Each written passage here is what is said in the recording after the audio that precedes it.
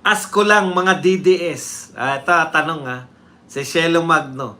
Ask ko lang mga DDS, bakit di nyo kinukulit yung mga brilliant nyong friends at abogado na mag-file ng cases pati impeachment kay BBM using Saldicos testimony. Ayan po, just asking. Hashtag just asking. Okay, bakit daw hindi natin kinukulit yung mga brilliant nating mga kaibigan at saka mga abogado natin na mag-file ng cases? Kasi si Shelo Magno, inaatake natin siya ngayon. Inaatake po sila sa kaipokritohan po nitong babae na to, no? Bakit po ipokrito? Una, nagpakita sila na sangkatutak na papel. Totoo yan, lahat yan, Lahat yan, ebidensya nyo. Ikalawa, ipokrito kasi anti-corruption daw sila. Nananawagan sila ng accountability. Pero yung mga involved dito sa pinakamalaking nakawan, hindi po nila dinimanda. Wag na si BBM kasi alam naman natin ang presidente po. Sagutin na natin. Bakit hindi namin kinukumbinsi yung mga powerful friends daw natin at saka mga abogado? Una, wala po akong powerful friends. Isa lang po yung tingin kong powerful na kakilala ko at kakilala ko Walang iba kundi si Pastor Quebuloy. Nakakulong pa ngayon, di ba? Powerful dahil sa connection niya kay sa taas. Hindi po dahil powerful dito siya sa lupa.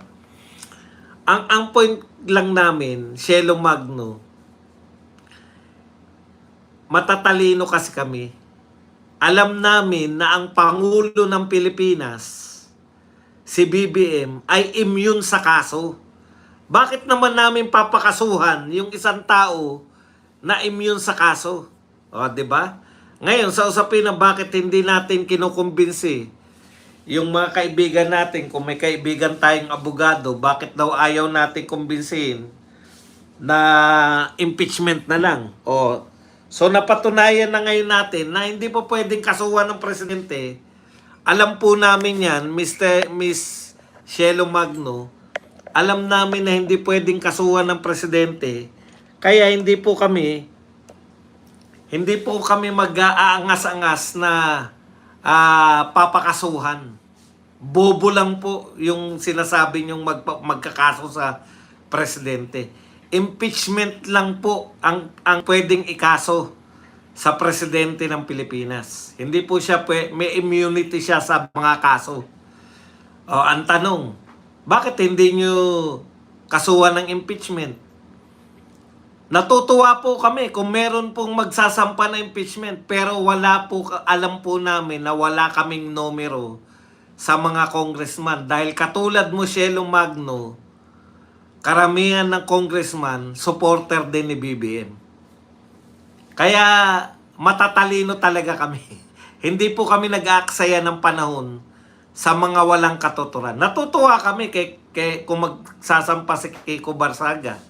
Matutuwa kami kung may magsasampa dyan si Libiste o kung sino pa man na pwedeng maasahan. Pero hindi kami umaasa na makakakuha ng pirma. Dahil practical kaming mga tao Hindi kami nag-aaksaya ng oras sa walang katuturan. Back to you muna tayo, Shelo Magno. Gaano kayo ka-ipokrita, lalo ka na? Gaano ka ka-ipokrita na kaya mo sinasampahan ng kasong plunder si BP Sara dahil gusto mong makulong siya sa plunder, samantalang yung mga totoong magnanakaw na alam na po ng mga tao na magnanakaw dahil pati si BBM na sinusuportahan mo, alam siya rin po naglalantad sa sarili niyang gobyerno ay maraming magnanakaw. Bakit hindi mo kasuhan ang mga katulad ni Martin, ang mga katulad ni Saldico, si Bunuan na DPWH chief, si Pangandaman na DBM, yung mga pwedeng kasuhan, bakit hindi mo kasuhan? Bakit ang gusto nyong kasuhan si BP Sara? Di ba? Ipokrita ka kasi. Yun lang yun. Sagot dyan, hindi kami bobo. At ikalawa, ipokrita ka kasi kaya anti-Duterte lang talaga kayo. Nagrally-rally pa kayo na kunwari anti-corruption. Oh. Ito po yung sinabi ni Sasot. Issue. Makinig ka, Cielo Magno. Issue. Billions of flood control. PhilHealth mess. Drug addict president. All pointing to BBM. Ito ang Sasrogando Sasot Issue, billions of flood control, PhilHealth mess, drug addict ang president, all pointing to BBM. Kakamping solution, sue Sara Duterte. Di po ba? Ito po yung problema natin. Bilyon-bilyon, daang-bilyon, trilyon na piso naubos po sa Kapa flood control. Wala pong malaking project. Kaya nga nakikilegacy lang sa Bukana Bridge.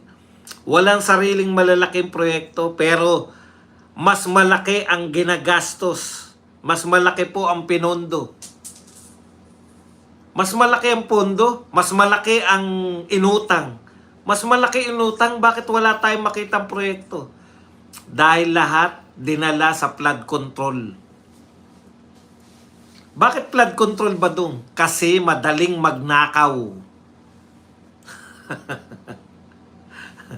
Ayun naman po dito kay sa SMNI quote card ni Attorney Rowena Guanzon. This is already a demolition job 2. Kasi 2.0. Kasi hindi sila nagwagi nung unang try nila. It's because Sara Duterte is really the woman to beat.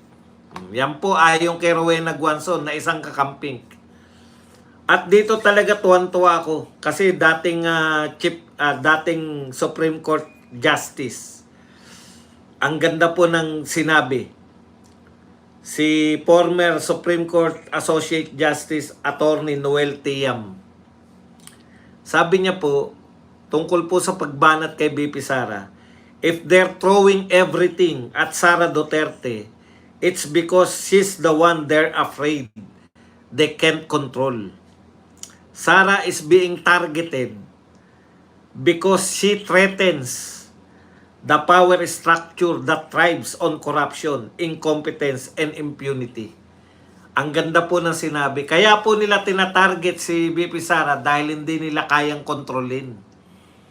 Kaya po nila tinatarget na siraan si BP Sara dahil itong mga tao na to na naninira kay BP Sara ay nabubuhay sa estruktura ng korupsyon. No? Sila po yung nakikinabang sa korupsyon. Yung mga naninira po kay BP Sara. Nakikinabang sa korupsyon, sa incompetence, at sa impunity. Grabe po ngayon. Alam niyo po, sino yung sa DTI? Antindi po nung DTI ni Roque. Di ba yun si Roque? Na mukhang ngagba rin. Alam niyo po, binanatan siya sa 500 Noche Buena, di ba? Ang reaksyon po ng palasyo, kung sa normal po mag-isip ng mga tao, sa normal po na leader, putya palpa ka Brad hindi pala Brad. Sis, palpa ka sis Bakit mo naman sinabi 500? Binabanatan tuloy tayo.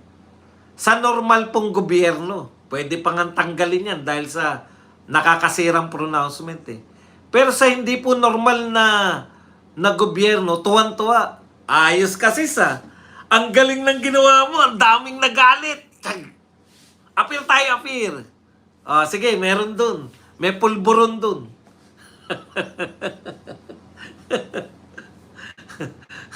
Magbaon ka ng pulburon. Yung pulburon, masarap ang pulburon. Yung engbitin.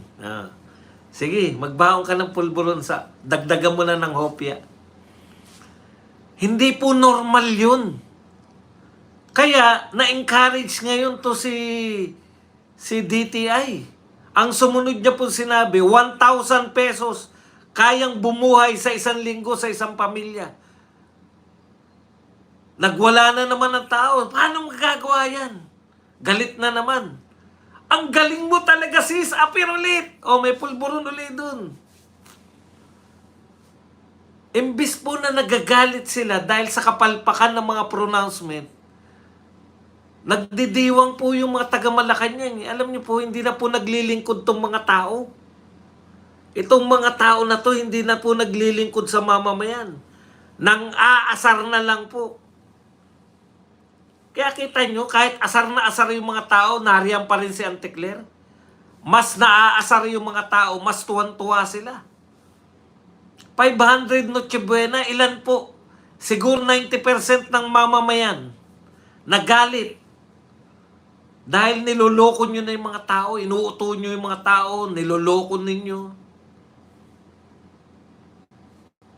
Tapos sinundan pa ng 1,000 a week, kayang bumuhay. Oh, galit na naman ang mga tao. Alam niyo po, mas lalo nilang ginagalit, para si Auntie Claire, mas lalong ginagalit yung mga tao, natutuwa yung taga-palasyo. Hindi na po mga normal yung mga utak eh.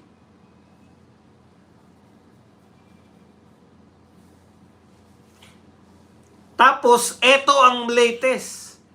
50 pesos allowance ng isang college student.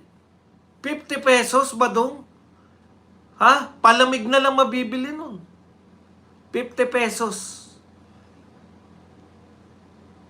Pwede naman ba dong kung magtitipid lang, banana kayo, 20 lang eh. 10 pisong palamig, 30 lang yun.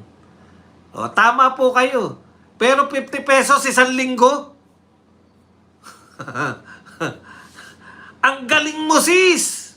Apir tayo dyan! College student, 50 pesos isang linggo. Kahit ako college, hindi. Wala talaga. Talagang 50 pesos po isang linggo. Ng college student.